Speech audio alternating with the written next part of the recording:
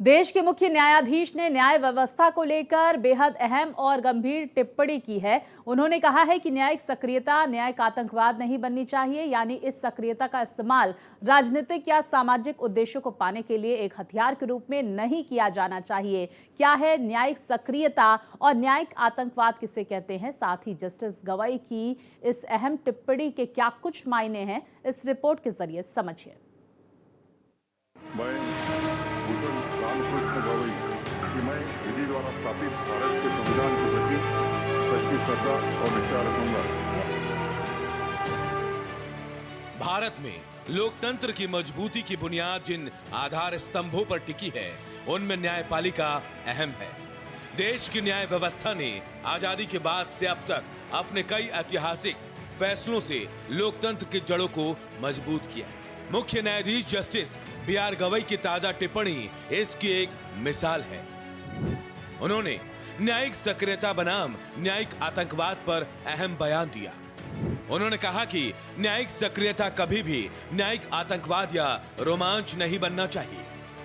मौका था राष्ट्रपति और राज्यपालों के लिए विधेयक को मंजूरी देने की समय सीमा तय करने की सुनवाई का, जिस दौरान मुख्य न्यायाधीश बी.आर. गवई ने कहा कि न्यायिक सक्रियता न्यायिक आतंकवाद नहीं बनना चाहिए।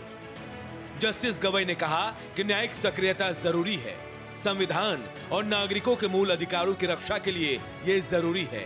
जब कार्यपालिका और विधायिका अपने कर्तव्यों का पालन करने में विफल रहती है या संविधान के खिलाफ कानून बनाती है, तो न्यायपालिका को दखल देना पड़ता है। ये संविधान की तरफ से दी गई शक्ति का हिस्सा है। दरअसल न्यायिक सक्रियता या जुडिशियल एक्टिविज्म भारत में एक महत्वपूर्ण मुद्दा रहा है। भारतीय न्यायपालिका ने PIL यानी जनहित याचिका के जरिए न्यायिक सक्रियता को बढ़ावा दिया है। अदालतें अक्सर सामाजिक न्याय, मानव अधिकारों और पर्यावरण संरक्षण जैसे मामलों में सक्रिय भूमिका निभाती रही है। सबसे पहले समझिए न्यायिक सक्रियता और न्यायिक आतंकवाद है क्या। न्यायिक सक्रियता का मतलब है न्यायपालिका के द्वारा कानून की व्याख्या और अनुप्रयोग में सक्रिय भूमिका निभाना। ये कभी कभी कानून बनाने या नीतिगत निर्णय लेने जैसा भी हो सकता है। यह शब्द आमतौर पर न्यायपालिका की तरफ से कानून लागू करने की पारंपरिक भूमिका से आगे बढ़कर सामाजिक न्याय, मानव अधिकारों और सार्वजनिक नीति को प्रभावित करने वाले मामलों में अधिक सक्रिय भूमिका निभाने के लिए प्रयोग किया जाता है। उदाहरण के लिए 1970 के दशक में भारतीय न्यायपालिका ने आपातकाल के दौरान सरकार के कामों पर अंकुश लगाने में अहम भूमिका निभाई थी। 1980 के दशक में अदालतें बंधुआ मजदूरी, बाल श्रम और पर्यावरण प्रदूषण जैसे मुद्दों पर सक्रिय रही। जबकि न्यायिक आतंकवाद शब्द का अर्थ जब न्यायपालिका का उपयोग राजनीतिक या सामाजिक उद्देश्यों को प्राप्त करने के लिए एक हथियार के रूप में किया जाता है, जिससे न्याय व्यवस्था का दुरुपयोग होता है।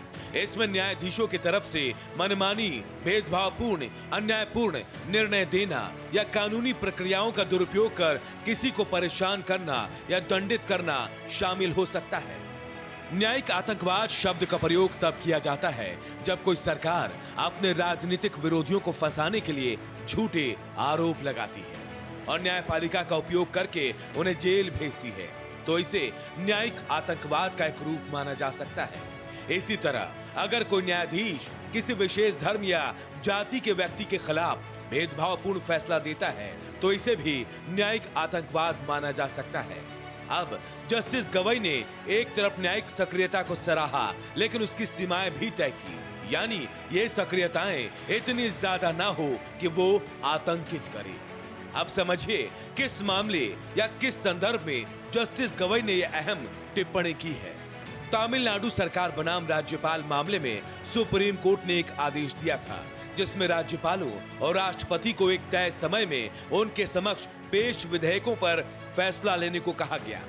सुप्रीम कोर्ट ने कहा कि राज्यपाल की ओर से भेजे गए विधेयक पर राष्ट्रपति को 3 महीने के भीतर फैसला लेना होगा। अगर तय समय सीमा में फैसला नहीं लिया जाता है, तो राष्ट्रपति को राज्य को इसकी वाजिब वजह भी बतानी होगी। सुप्रीम कोर्ट के इस फैसले पर काफी हंगामा हुआ। राष्ट्रपति ने भी इस पर आपत्ति जताई। और कहा कि देश के संविधान में ऐसा कोई प्रावधान नहीं तो सुप्रीम कोर्ट किस आधार पर ये फैसला दे सकता है। अब सुप्रीम कोर्ट उस संदर्भ पर सुनवाई कर रहा है जिसमें राष्ट्रपति द्रौपदी मुर्मू ने यह जानने का प्रयास किया था कि क्या राज्य विधानसभाओं से पारित विधेयकों पर विचार करते समय राष्ट्रपति एवं राज्यपालों की तरफ से विवेकाधिकार का प्रयोग करने के लिए न्यायिक आदेशों द्वारा समय सीमाएं निर्धारित की जा सकती है। केंद्र ने राज्यपालों और राष्ट्रपति को निश्चित समय सीमा में विधेयक को मंजूरी देने की बात का विरोध किया है। सरकार का कहना है कि इस निर्देश से संवैधानिक अव्यवस्था पैदा होगी।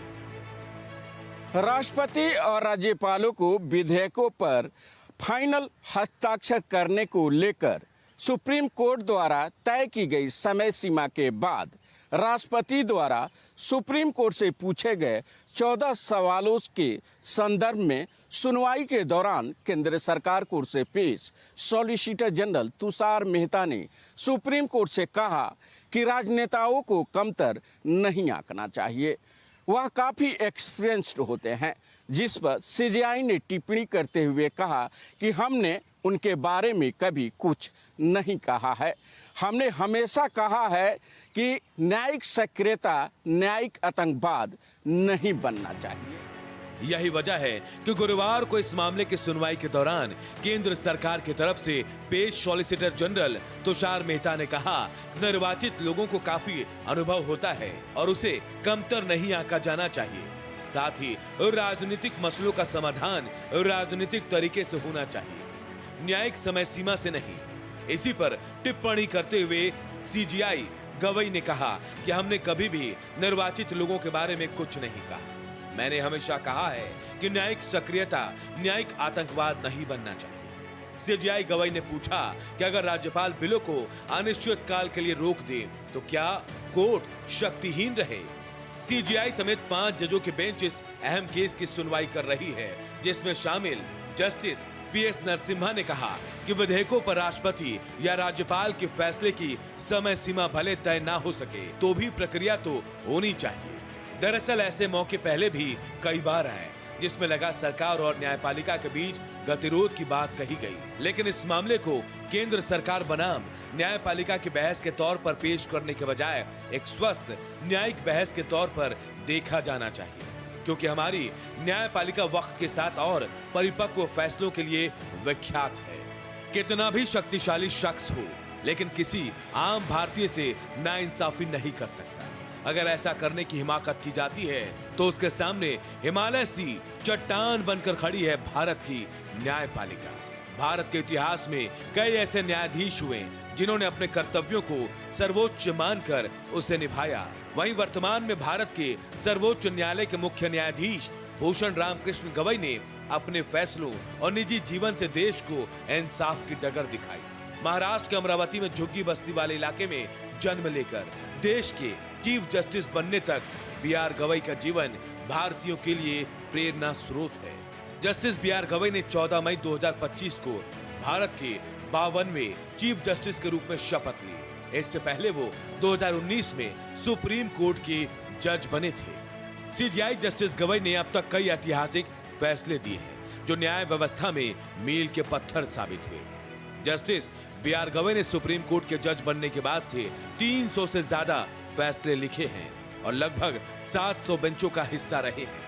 उन्होंने आर्टिकल 370 को हटाने और चुनावी बॉन्ड योजना को रद्द करने जैसे कई महत्वपूर्ण फैसलों में अहम भूमिका निभाई है। अनुसूचित जातियों के भीतर उप श्रेणियों पर भी सुनाया फैसला। बुलडोजर न्याय पर निष्पक्षता पर जोर दिया।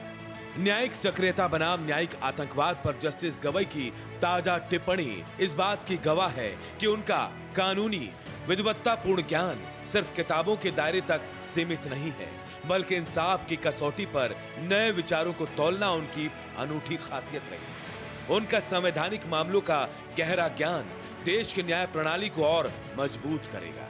बीआर गवई ने कई ऐतिहासिक फैसलों से न्यायपालिका में लोगों के विश्वास को मजबूत किया और यह सफर जारी रहेगा। दरअसल सीजेआई ने यह टिप्पणी तब की जब सॉलिसिटर जनरल तुषार मेहता ने कहा कि निर्वाचित लोग अब सीधे जनता से संवाद करते हैं और जनता उनसे सवाल पूछती है।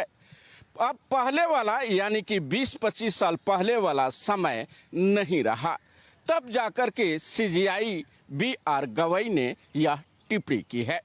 अब देखना होगा जब इस मामले में 26 अगस्त को सुप्रीम कोर्ट सुनवाई करेगा तो मध्य प्रदेश सरकार की ओर से क्या कुछ दलीलें दी जाती है, क्योंकि तमिलनाडु और केरल सरकार ने पहले ही इन सवालों का विरोध जताते हुए इसे वापस करने की मांग की है।